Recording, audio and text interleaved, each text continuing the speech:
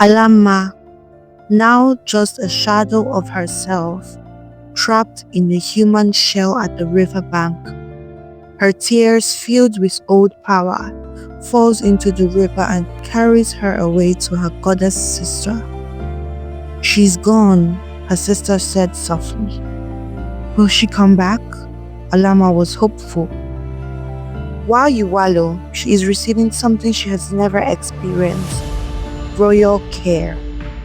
What do you think her choice would be? Give up on getting your body and your voice. This is goodbye for now, sister. Until the human dies, hold fast. The next morning, the town woke up to a tale. A girl, found alone at the riverbed, mute, pale, eyes empty. They called her cursed, said she killed her own mother and now the gods had sealed her voice as punishment. Her family had no space for disgrace. They sold her off to whoever would have her, and that turned out to be an honest, simple palm wine tapper. While her sisters and the queen got married in happiness, she was given to a palm wine tapper in a simple ceremony. But something about this simple man was he was kind. Even though she couldn't speak, he talked to her like she held the stars in her eyes. He never let her do any chores, never let her feel like a burden. She was cold, not because of him. She was just grieving. That kind of grief that leaves you undone. But she refused to cry, as punishment to her family, because a single tear would stir the magic in the earth. She also covered every jar of water in her house to avoid the pleasantries with her family.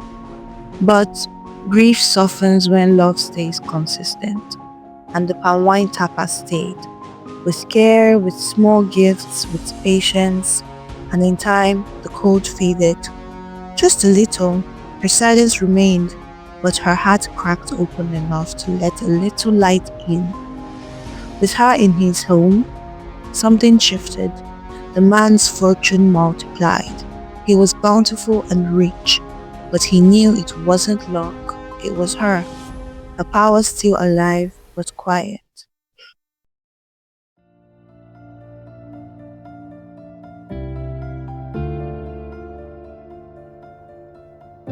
Years passed.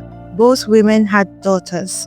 The queen remained a famed beauty, the king holding large feasts for people to behold her singing and beauty.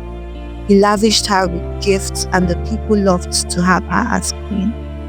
The princess, however, was a child who could never echo her mother's beauty because flesh cannot birth spirit, and that kind of radiance can be passed down through human blood, and everyone could see it.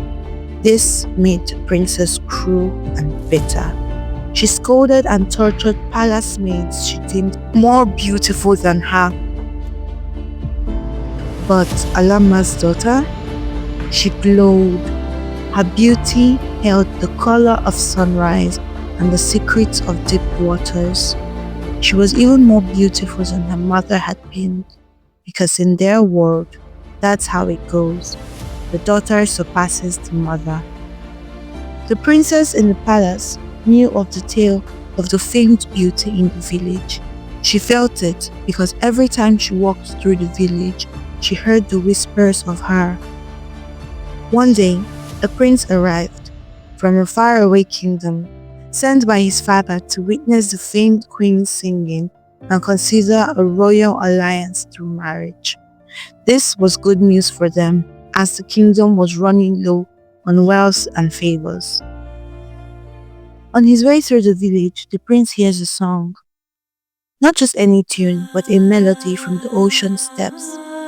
He broke from his guards, galloping towards the sound, through thick bush and broken paths, and there she was, Alama's daughter, singing by the river. Her song was a calling. The prince was enchanted.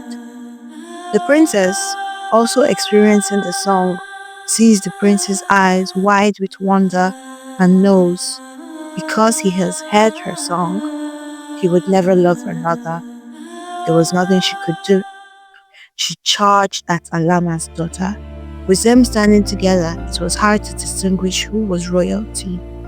And what the princess didn't know is that while she held power on land, Alama's daughter had her throne in the water, and they were standing on the river's edge. But the story doesn't end here. The river remembers everything, and the water always takes back what was stolen. To be continued.